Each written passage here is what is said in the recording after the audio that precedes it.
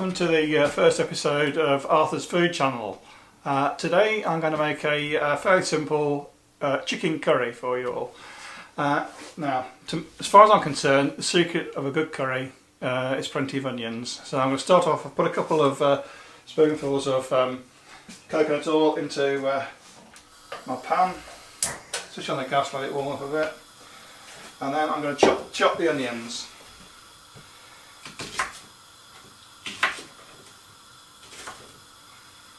Chop the onions up fairly well.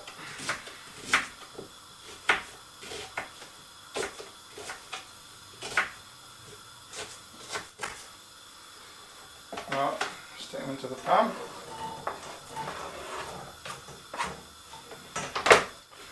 I've also got a nice fat clove of garlic, which I'm going to chop up quite finely.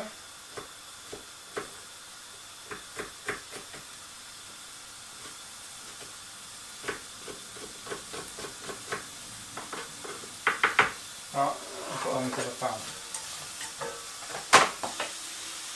Right, while I'm doing that, I'll get out my glass chopping board, and I've got about 500 grams of chicken breast here, which I'm going to cut into cubes.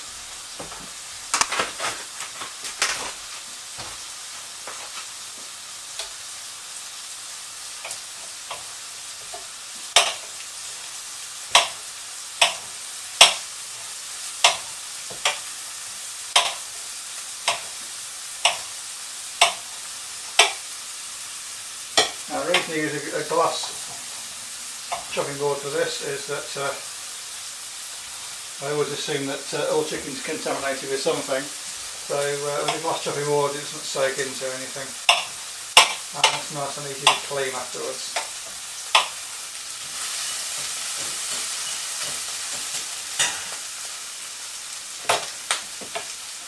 I'll put the chicken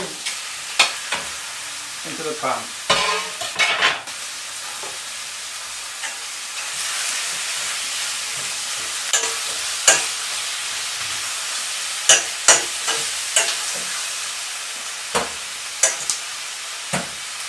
I'll get the onions in the pan as I'm stirring. As the onions are cooking away and the chicken's starting to brown a bit, keep stirring it, stop it sticking.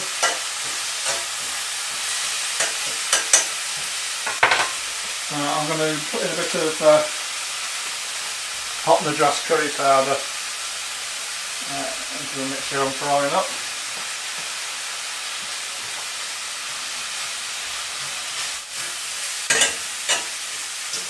Starting to smell nice now. Now the chicken's all sealed, I'm going to put in a jar of my favourite curry sauce.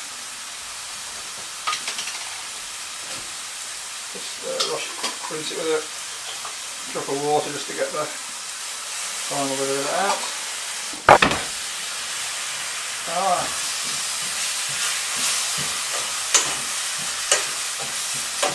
So that's stir around. Alright, I'm going to put in a generous squirt of tomato puree.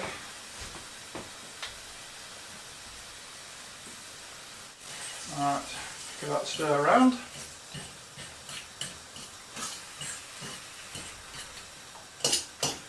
Right, bring back my vegetable chopping board. I'm going to put a selection of vegetables into it now. So I'm going to start off with, I've got 1.5 red peppers.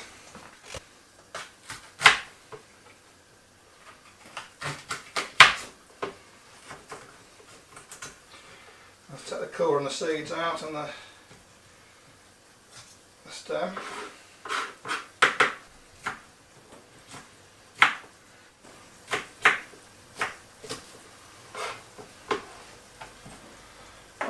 Put that into the mixture. Give it a stir.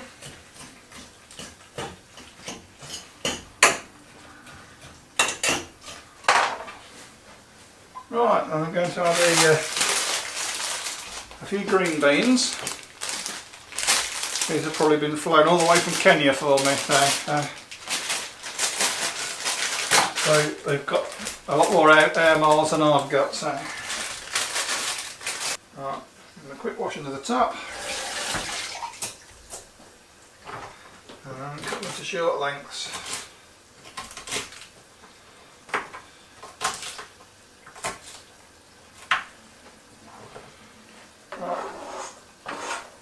That can go into. And I've got some mange too. Might seem a strange thing to put in a curry, but I like it. So.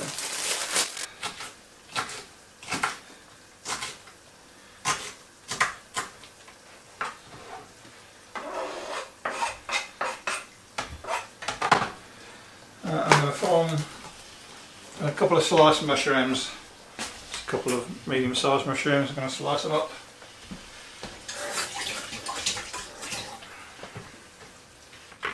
Right, some mushroom in there as well. Right, give that a good old stir. Sometimes I put a few lentils in as well, but actually I haven't got any today. So. Right. Make sure everything's well coated with the curry sauce. Right, turn the heat up again for a minute or two.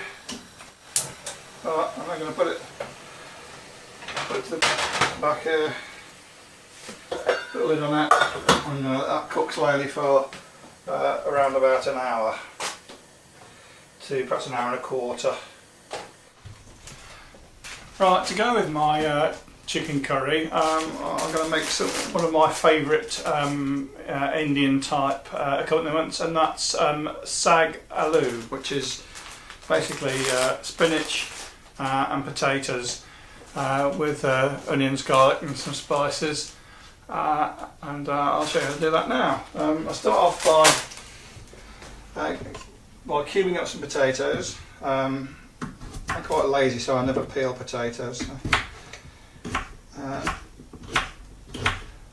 When I was in the US, in Texas, I noticed that when we ever had mashed potatoes, they still had the skins mashed into them. So I quite like that actually. So ever since I've been doing the same myself. So I trim the potatoes to cut off any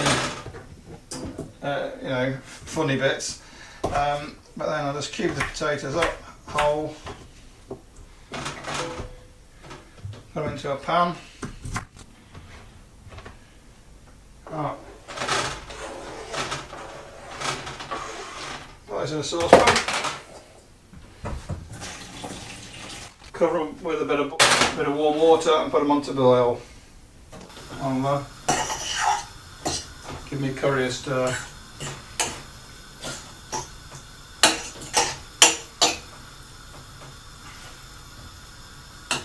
That's cooking really nicely. Right, well that's going to the boil. Next thing I need for my saag aloo is one small onion. So I'll put the smallest one in the pack. Some more garlic. This is in my onion rack. Yeah, and chilies. Got some nice fresh chilies here. They're from Egypt again. Probably got more miles than I'll ever get. I do actually like to grow my own chilies during the summer in a pot. Grow as many as I can and then I freeze them. But I've used them all up this year, so I'm going to go back to buying chilies. And that's never as nice. So. Right, the trick here is to cut the onion quite finely.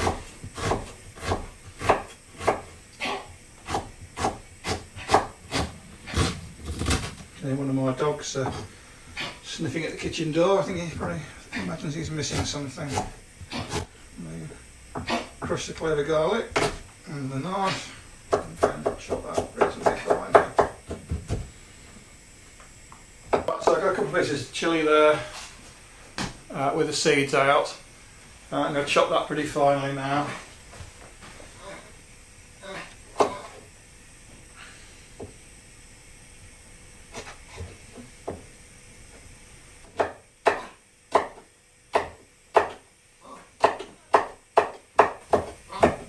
Right, I'm going to have to let me dog in because he thinks he's missing something. You come in, Walter, will you be quiet? Come on, in. And you. Oh, 2 dogs in now. Come on. I've nothing to get excited about. I'm just making a film. Alright. Alright. Next step is put some coconut oil in the pan. Chilies, chopped onion and garlic here. So.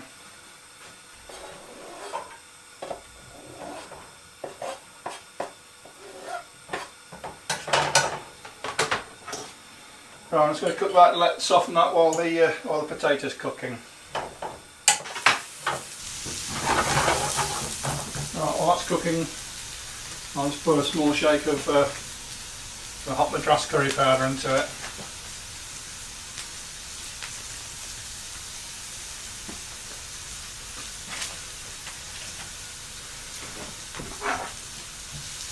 Right, so the curry powder cooked with the onions and the garlic and the chilies.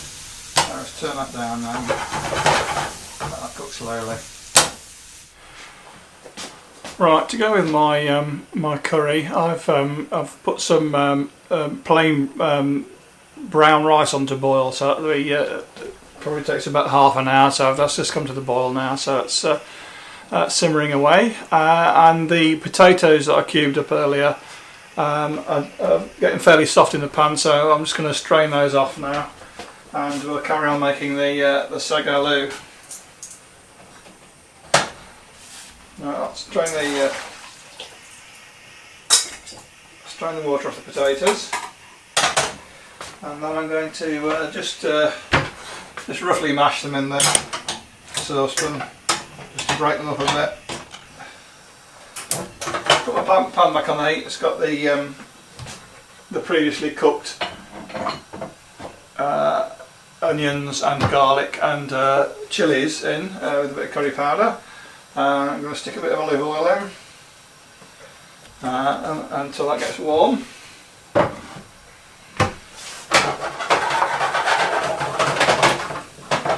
Right, when that starts to bubble, turn it down a bit, and then I'm going to carefully put the coarsely mashed potatoes into the pan.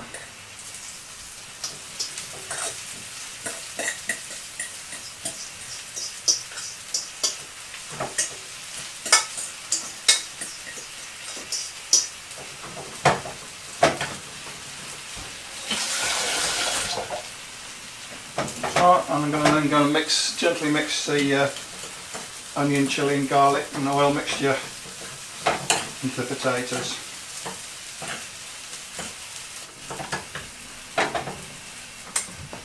Right, I'm going to add a bit of salt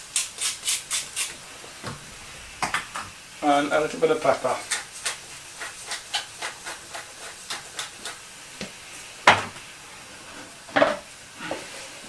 A splash of olive oil.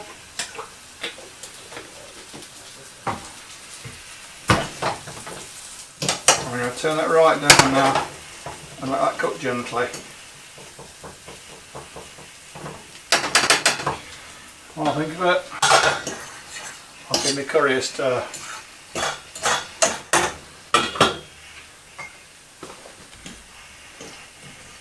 I've got the rice on boiling as well in the background. So. Right, the onion, garlic, chilli and potato mixture is starting to cook down nicely now. So the next stage of making the Saag Aloo is to put on the spinach. So this is some prepared spinach straight from the supermarket, and this one's come from Spain. So again, more air miles. So I gently put pick out the brown bits. Gently put the spinach on top of the potato mixture. Some of it does float away, so you have to be careful. This procedure may look quite mad, putting the spinach on top, but it will be revealed shortly. Oh, I don't really need all the spinach, but some of it. So. Right, what I need to do now is to keep cooking this gently so that the spinach wilts down. It will wilt down after a few minutes. So I'm going to pinch the lid off the curry, put the lid on there, and just leave that then to cook for a while, and it will wilt down, and then we can stir it into the potato mixture then. So again, I'm just going to get the curry stir as we go along. After about 10-15 minutes or so, the spinach has started to wilt down quite considerably, and the potato mixture is going quite brown underneath as well. So we've got a bit like a potato pancake with spinach on top. So I'll just mash them together. Oh, I'll turn that off now and just put the lid on to keep it warm. Just going to wait now for the rice to cook for another few minutes. So we've got the chicken curry on the go, we've got the Saag Aloo on the go, and I've got the rice on the boil. The final thing I want to do to finish my meal is to put a couple of naan breads under the grill to get them warmed up. Got a couple of Peshwari naans, naan bread with stuffed with fruit and coconut and stuff. So put those on the grill. Sprinkle a bit of water on them, and they'll be ready in a few minutes. Right, and here is my completed meal. Chicken curry, Saag Aloo, boiled rice, Peshwari naan bread.